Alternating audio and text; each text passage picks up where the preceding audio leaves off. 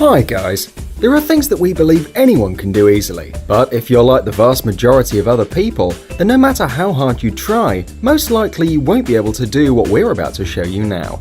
Our body is made in such a way that some things are almost impossible to be done with it. So, here are 9 things that you almost certainly cannot do with your body. But we can teach you a few easy tricks, and you'll be able to do some of them and impress your friends very soon. Let's get it on. Raising one eyebrow. The ability to raise eyebrows is an evolutionary trait. Baboons, mandrills, and cebus monkeys raise their eyebrows in a gesture of threat. Although most of us can't do this trick, it's really easy to learn. Start by keeping one eyebrow down with one hand and holding one up with the other. Keep practicing this in front of the mirror so you can get the correct muscle movement to lift one eyebrow up. Once you are familiar with this and can do it right, try again, now without using your hands, and then just keep practicing in front of the mirror until it becomes natural.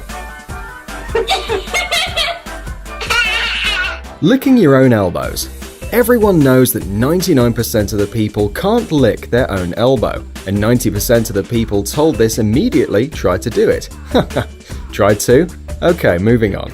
So, despite the statistics, for some people this task is pretty easy. By the way, Guinness World Records get about 5 claims every day from people who think that they are unique just because they can lick their elbows.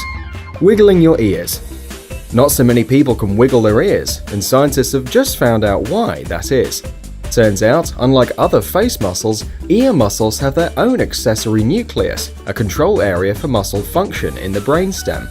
Compared to animals, especially bats and cats, this nucleus is rather small in humans. But if you're one of the lucky non-ear wiggling people, we can share with you some tips to help you train it. So, first you have to find the muscles responsible for it, like with the eyebrows. Then smile widely, and you will notice your ears lifting a bit. Also, you may clench your teeth to feel these muscles. Repeat these moves as often as possible in order to develop the right muscles, and soon you will be able to wiggle your ears. But be careful, because your smile is oh so beautiful, and if you try too hard, you may hurt your teeth.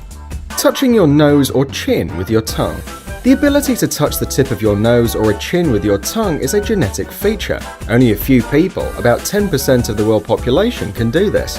And there are 5 times more people with the Ehlers-Danlos syndrome, which causes hyperflexible joints. However, if you're one of the lucky ones who can do this, but don't know it yet, you can train yourself. Stretch your tongue, making a point with the tip. Pull your upper lip down over your top row of teeth. Next, using your lower lip to help, bend your tongue up over your upper lip towards your nose. Remember, not everyone can do this, so don't try too hard, or you won't feel very well. Ah yes, also make sure there's no one else around to see you making a fool of yourself. The paralyzed finger trick. Okay, give this one a try. Bend your middle finger like on the screen and put your hand on the table. Then lift your thumb, index finger and pinky. No problem, right? Now try the ring finger. Any luck? Yeah, I know.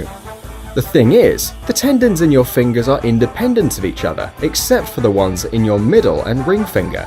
These tendons are connected. So when your middle finger is folded down, you cannot move your ring finger. It feels like your ring finger is paralyzed. Tongue rolling. There was a theory claiming that the ability to tongue roll is a genetic one, and as such determined by having a dominant gene. This trick was often a kind of test to discover dominant and recessive genes. However, recent investigations concluded that both genetic and environmental factors play a role in tongue rolling.